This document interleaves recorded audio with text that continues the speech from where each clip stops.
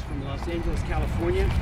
After the publicity began to emerge regarding David's son, some individuals who have lost their children came to my office and other congressional offices seeking help.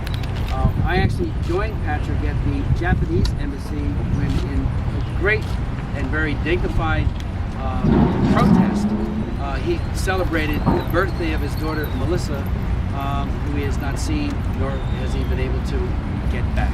Patrick.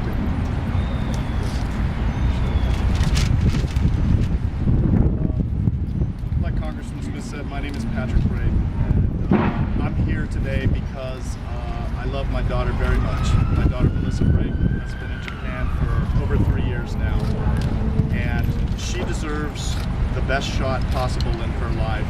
And the overwhelming social science studies in the world there's no debate any further that children develop much better with the love and care and protection of both parents.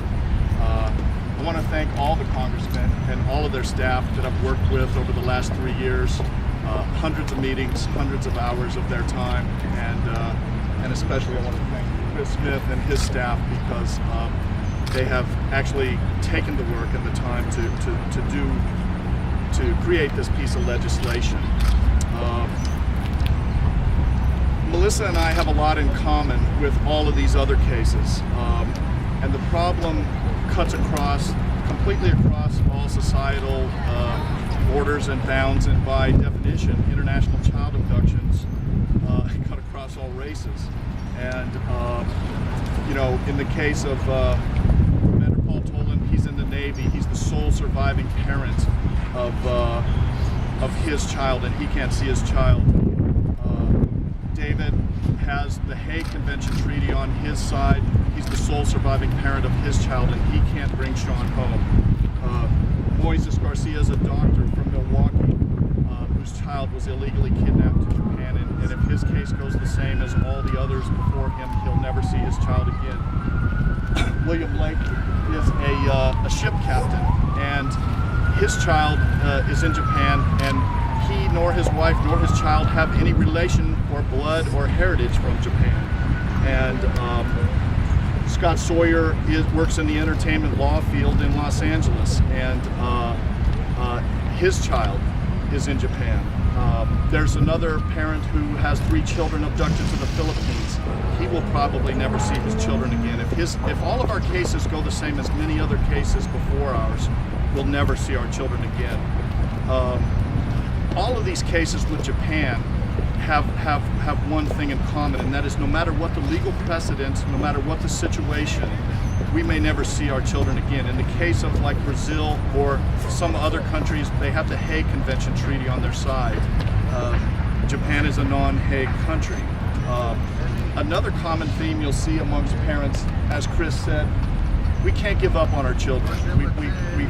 I've spent more than a couple of $100,000 here in Washington working on this issue over the last 3 years. Every day I wake up and think about my daughter. I think about going to work, but I end up working on trying to return my daughter home. And eventually we've spent everything emotionally, financially, and physically, and there seems to be no remedy to the problem. And we're still not reunited. And in Japan, there is no Hague remedy, there's no civil remedy, there's no criminal remedy. There seems to be no diplomatic or political remedy.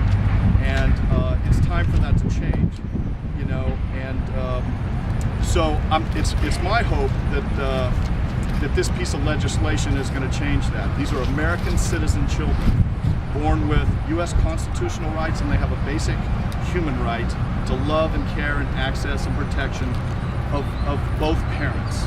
There is no moral defense for taking that away from them.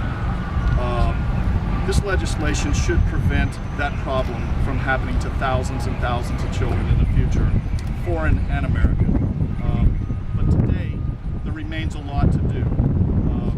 A majority of countries around the world have criminal penalties for child abductions, and awareness is increasing. But countries like Japan, their policies and practices contribute only to more child abductions. We need effective long-term prevention. And to get that, we have to carefully examine our alliances and relationships with these countries. And we have to commit to said, we're committed to bringing relief to victims, justice to perpetrators, and hope to future generations. It's my hope that this piece of legislation is going to do that for Melissa, my daughter, and thousands of others. It's my hope that you'll join me in support of this piece of legislation, and you can find Melissa on Facebook and help bring Melissa home. And thank you very much.